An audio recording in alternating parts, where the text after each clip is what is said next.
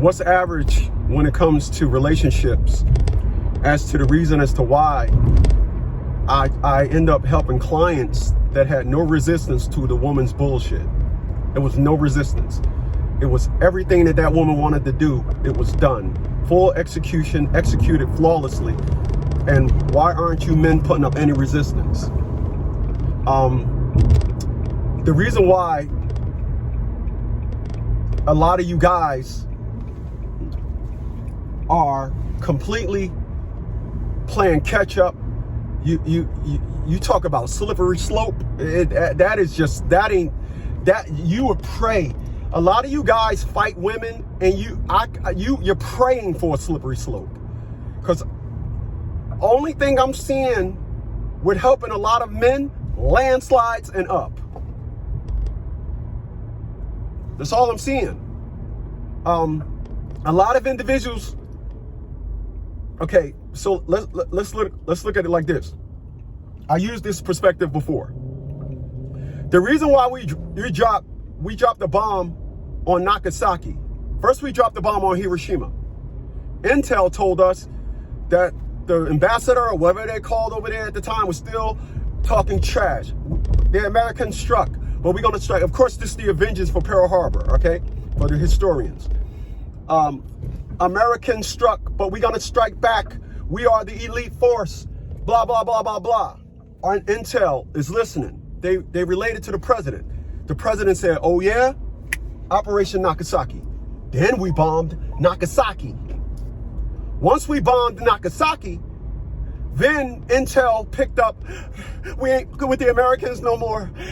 They blew our hole off. We surrender. And that's how it goes.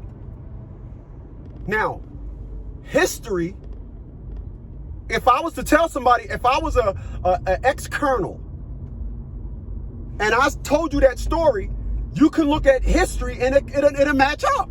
We bombed one, and then we didn't bomb one, then another. We bombed one, days went by, whatever, pause, and then we bombed them again, right?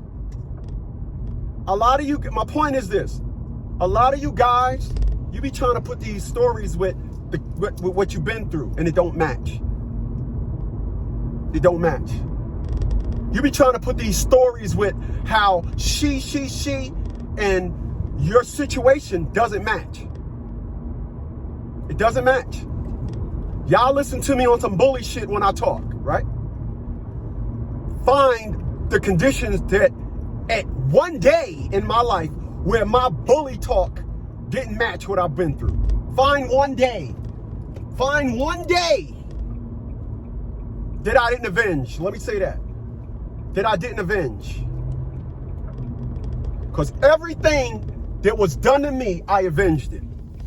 When my ex-wife called my first sergeant on me, tried to get me in trouble, I avenged it. How did I avenge it?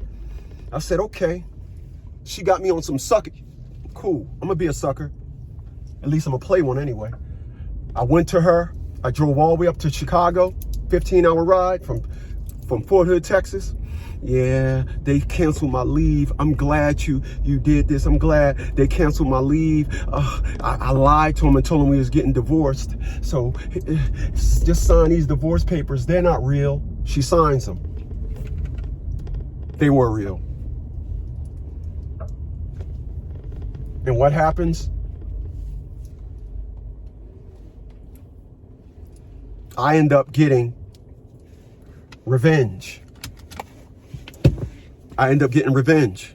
We end up getting our divorce 90 days later, and then 90 days after that, she found out about it. I'm not that dude. I'm not gonna sit up here and act like, you know, I'm fuckwittable. I'm not fuckwittable. Don't fuck with me. Ever. And the unfortunate's with a lot of you guys allow these women to fuck with you under the context of that's just how women are, et cetera, et cetera.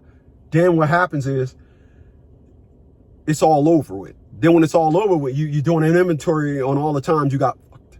Now you're like, oh, I need to get some get back. No, there's no get back. You was the dummy. Deal with it. I'll catch you on the next one.